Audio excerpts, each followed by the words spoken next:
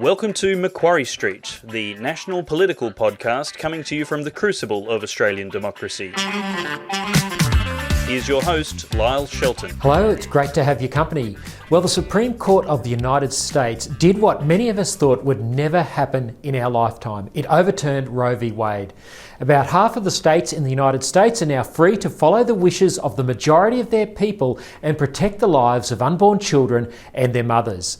To unpack what it all means, I spoke with two of Australia's best pro-woman and pro-life advocates, Monica Dermott and Rachel Wong. Well, it's great to have your company this afternoon. I'm joined by Rachel Wong, the CEO of Women's Forum Australia, and Monica Dermott, the Public Affairs Officer at the Archdiocese of Sydney, the Roman Catholic Archdiocese of Sydney. These two women are fantastic pro-life people, and we wanted to have a discussion this afternoon about the bombshell decision from the Supreme Court of the United States last week. It wasn't totally a bombshell. It had been leaked a few weeks ago, but the Roe versus Wade decision from 1973 has been overturned, and we want to have a bit of a chat just to help people understand what this means and what it means for the pro-life movement in Australia. So, ladies, thank you so much for joining us. Monica, perhaps we might start with you. Just help us unpack the significance of what happened last week when this decision came down. Thanks, Lyle. Great to be on your show. Well, as you mentioned, there was the document had been leaked, and so people were preparing for it. But still, I think the gravity of the decision actually being handed down was a bit of a bombshell. Essentially, what happened is 50 years ago, a case went before the Supreme Court of the United States, where those judges decided that there was a right to abortion in the first 2 trimesters and that no state could provide limits on that. So they took, 50 years ago, the Supreme Court took the decision-making power out of the states and, out of essentially the hands of the people, and put it right into the hands of the court and said that abortion is right up to the 2nd trimester across all of the states. What this judgment did was basically correct that error and just say, look, they were wrong to decide that. This is a matter for state legislative bodies, not for the Supreme Court. So the decision on what to do with abortion has been returned to each state and their elected officials, and then through them to the people, because it's the people who vote in or out the elected officials. Yeah. And Rachel, you've got a bit of a legal background, and Monica's mentioned some of this. This decision, despite some of the sensational media headlines from those on the sort of progressive end of the media spectrum, doesn't mean the end of abortion in the United States, does it? No, that's right. Contrary to the media hype, and like Monica's alluded to, what it means is that abortion is now not recognised as a constitutional right in the US. It is still legal in many states, I think in all states actually, to a certain degree. And going forward, it'll be regulated very much like it is in Australia, where it's sort of on a state-by-state basis. And I think going back to what Monica said in terms of the decision being the Roe being overturned and it being found that there is not a constitutional right to abortion, I think it's very important to kind of point out that when people are sort of saying, women have now been robbed of this constitutional right, it's very important to actually point out that it never was a right in the first place. And that's what this new decision has found and has corrected. And actually, for decades, legal scholars across the political and ideological spectrum have actually agreed that this is the case. So while some of the more progressive or pro-choice legal scholars may have liked the practical outcome of Roe, they're very much in agreement that actually the decision was very flawed, and finding that there is a constitutional right to abortion is just not correct. We were talking a moment ago off air that this decision has been, almost 50 years in the making. I think many of us thought we would never see the end of Roe v. Wade. Monica, what does this say about the persistence of the pro-life movement in America? Well, it's funny. I was reading up on Nellie Gray, who founded the March for Life that occurs in Washington, D.C. every year on the anniversary of the Roe decision. And when she held the very first March for Life in January 1974, she thought that it would just be a one-off event. She thought that Congress would see the obvious error in the decision from the Supreme Court, so that they would have this march, and then Congress would pass legislation that would correct it. They didn't have any idea when they started the fight that it would be one that was going to run for 50 years. I think Nellie passed away about 10 years ago, so she didn't actually get to see this day happen. But all of those people who were involved in the pro-life movement in the lead up to Roe, and then in the decades after in particular, they fought with no real tangible results on the other side. If anything, society's opinion got worse, the politics got worse, everything sort of downgraded. I think really the lesson for us is we have to dig in the same way. I mean, the extreme abortion laws that passed here in New South Wales only passed in 2019, and Victoria, I think, which sort of kicked off the round of extreme abortion laws around the country, was 2008. We still have potentially decades of this fight to go, generations of this fight to go. And all of us on this call and all of those sort of watching or listening may not get to see the fruits of our pro-life efforts.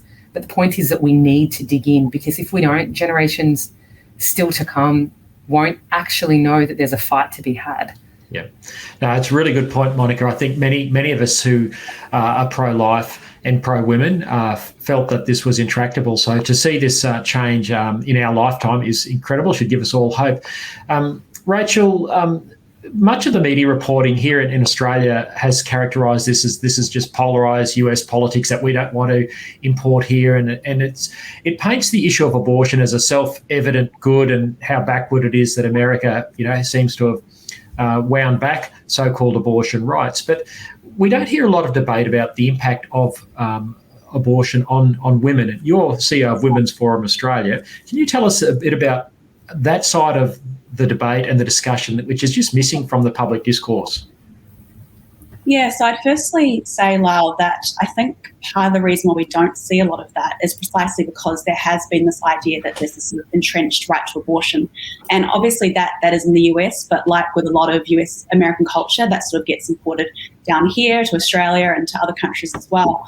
And this idea that there's this inherent right for a woman to have an abortion has meant that we actually aren't able to address things like sex-selective abortion, domestic violence and abortion coercion, abortive grief, because if we address those things, it's sort of seen as kind of, I guess, taking away from that right or impinging on that right.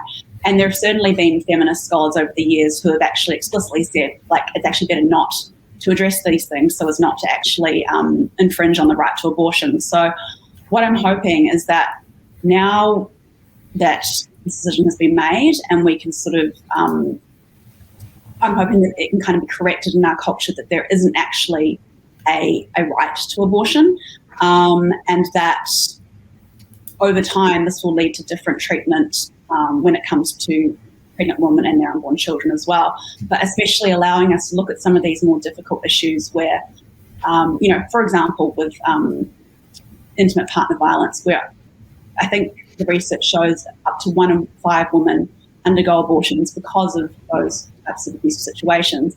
And having this sort of idea that abortion is a right and that it's a good thing and that it's a choice kind of glosses over that and prevents us from dealing with those kinds of issues, and a whole lot of other issues as well, whether it be poverty or things that don't allow women to actively participate properly, in the workplace or able to study without actually,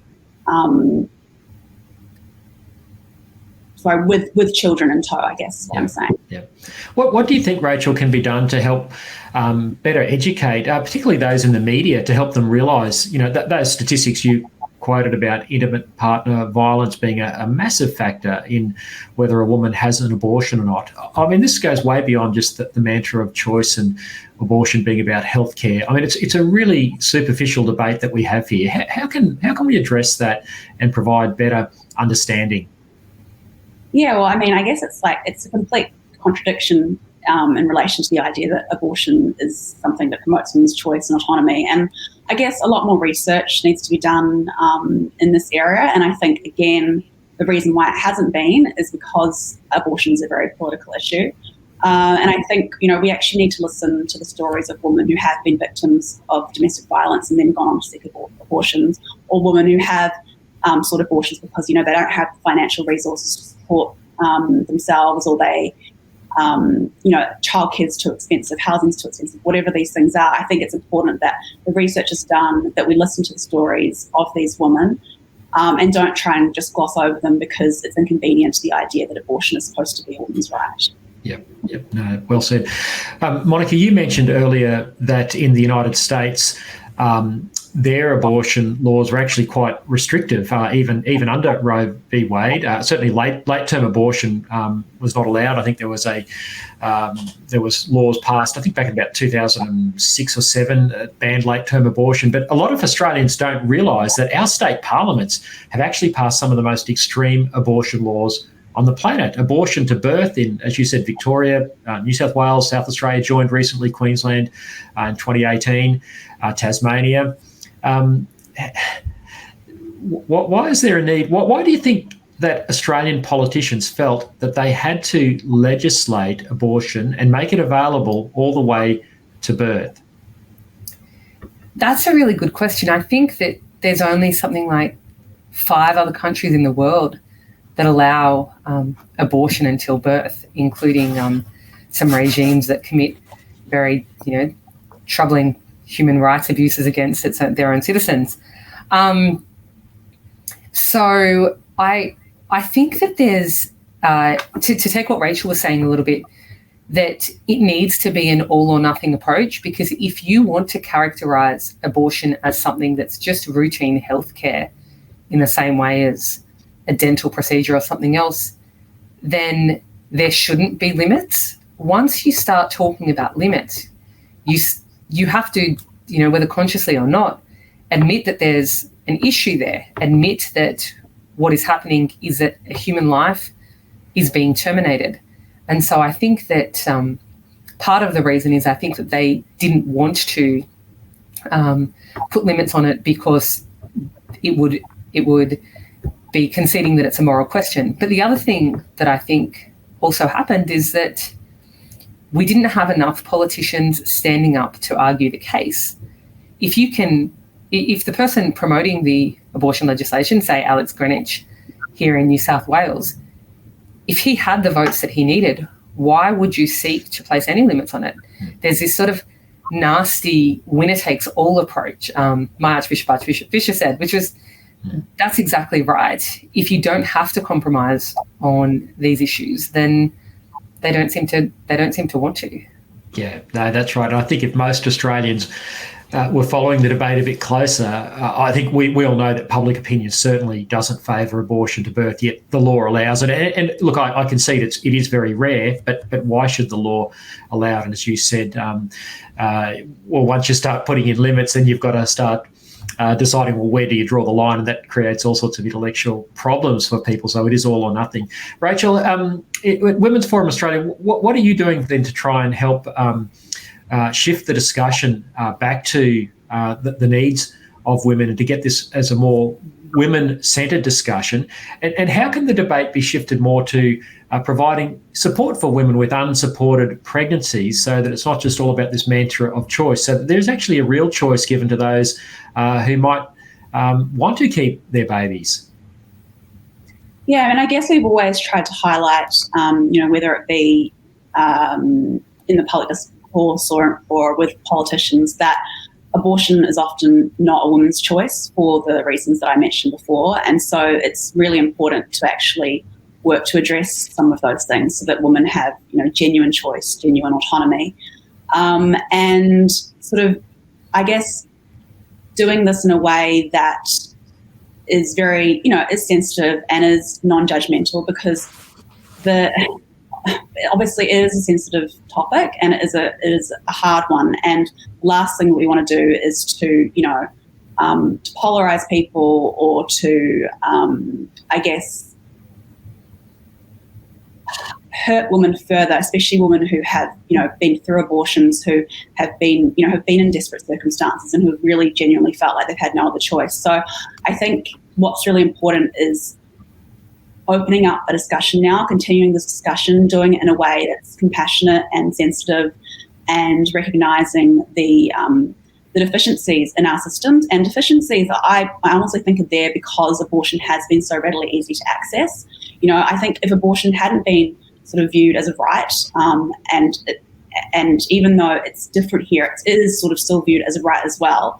If it hadn't been seen in that way, I think there would have been a lot more incentive for government, employers and so on to actually address some of these issues rather than just using abortion as a solution, to the inequalities that women face. And so I think it's just, really important to continue with that discussion and to kind of really, combat the rhetoric that abortion is always a woman's choice, because so often it's not. Yeah, no, that's great, Rachel. Yeah, obviously the education side of things. We started, and Monica, you started this discussion talking about the activism that has gone on quite faithfully in the US for decades. Here in Australia, we do have Marches for Life. They're much smaller than the big one in Washington, DC, but you've been involved in the Sydney March here for years. Tell our audience about that and the importance of activism and what they can do to continue to be involved, to really leverage this cultural moment that we're in to advance this cause of support for the woman and support for the unborn baby. Mm-hmm. Well, look, the first thing I'll say, Lyle, is that the March for Life in the US had small numbers for the first sort of 20, 25 years as well. And so it really did take in itself a generation for that to explode. And I believe the same will happen here, hopefully sooner. The Marches for Life, like the one that occurs in Sydney, the March for the Babies, I think in Victoria and other places around the country, do a couple of things. First, they're a reminder. So they're a public reminder that while abortion might be legal, that it doesn't mean that it's right. That it also provides a public show to the women that Rachel's been talking about, to say that there are people here who will support you. Like, there are some amazing pro-life communities out there that will provide real tangible support to women facing crisis pregnancies, whether that's emergency accommodation, healthcare, psychological care, assistance with, studies or other things like that. There's lots of help out there, and sometimes it's hard to see them if they're hidden. So it's nice for those groups to be able to be out and on display. And also, it's a great community event. Sometimes people with pro-life views can feel like they're the only ones who hold them. And so actually seeing thousands of people come together saying that we support a right to life, and that it's not contradictory to supporting women as well. That actually we can do both. We can hold a pro-woman and a pro-life position simultaneously. I think that's what these types of public displays really do. And I'm with Rachel. I think it's the pro-life movement that really does provide women with choice rather than the pro-abortion movement. Yeah, well said. Well, look, you've both been very generous with your time this afternoon. I really appreciate you coming on to speak to both the live audience and the podcast audience. Thanks for helping us unpack what is a huge cultural moment for the pro-life movement, and helping us understand that and what we can do going forward. So Rachel Wong, CEO of Women's Forum Australia, and Monica Dermott from the Sydney Archdiocese, thank you so much for your time today. Thank you for having me. Well, Family First's re-entry into politics has caused a Liberal candidate to publicly take a more compassionate line on abortion to birth. Speaking at a Meet Your Candidates forum for the Adelaide state seat of Bragg this week, the Liberal candidate Jack Batty distanced himself from his predecessor Vicky Chapman's hardline stance on abortion to birth. Well, I am more socially progressive on these types of issues than probably many people in this room. And I agree with Alice that this is best thought of in the health space than the criminal law space. I do think when it comes to late-term abortions, though, we need to make sure it's appropriately regulated and we balance interests of the pregnant woman and the unborn child. to ensure it's only happening in extraordinary circumstances. Now, this is a big shift from many of his Liberal colleagues who last year took the extraordinary step of voting with Labor and the Greens to defeat amendments to restrict late-term abortions, which were made legal all the way to birth. It's good to see a Liberal candidate who describes himself as progressive, i.e. that means pro-abortion, pro-same-sex marriage and pro-gender fluidity, recognising there should at least be some limits to the killing of unborn babies. Chapman, a former Liberal Deputy Premier, triggered the by-election by resigning from Parliament shortly after being re-elected at the March general election. She was one of the key drivers of the abortion to birth bill. Now, Batty's comments followed Family First candidate Daryl McCann's explanation of one of the reasons he decided to run in March and again in this Saturday's by-election. It was the abortion to birth legislation that went through in South Australia in 2021 that made me think I wouldn't be able to vote for Vicky. She's a lovely lady, very charming. She's done a lot of good things, but I realised I had to have that break with the Liberal Party.